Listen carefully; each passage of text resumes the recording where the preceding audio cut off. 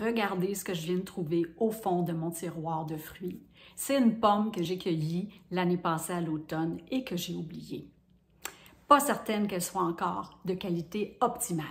Mais justement, comment ça se fait qu'au Québec, on peut aller en épicerie et acheter des pommes qui sont belles et bonnes à croquer à l'année? Je vais vous expliquer pourquoi dans cette minute scientifique de Christina.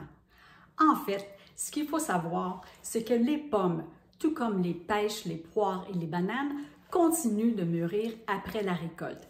Et même si on les entrepose au réfrigérateur, ce n'est pas assez pour arrêter le mûrissement et protéger leur qualité. C'est pas compliqué.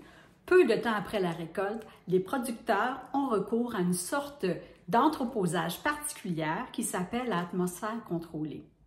Les pommes sont mises dans des entrepôts à 0 à 3 degrés Celsius et ensuite, on va venir modifier l'air autour des pommes.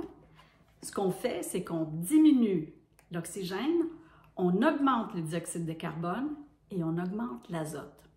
Ce que ça fait essentiellement, c'est que ça vient endormir les pommes en diminuant leur respiration.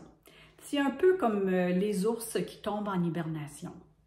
Donc, au fur et à mesure qu'on a besoin de pommes au courant de l'année pour envoyer dans les épiceries, on sort les pommes de l'atmosphère contrôlée. Mais du coup, elles vont reprendre leur processus de maturation et c'est là que le consommateur a un rôle à jouer. Nous, on doit faire attention de les conserver au réfrigérateur pour protéger leur qualité. Comment savoir si vous achetez des pommes qui ont été entreposées à atmosphère contrôlée au moment de l'achat? C'est pas compliqué. Vous recherchez le logo Pommes Qualité Québec sur le sac et n'oubliez pas, il faut les manipuler avec soin.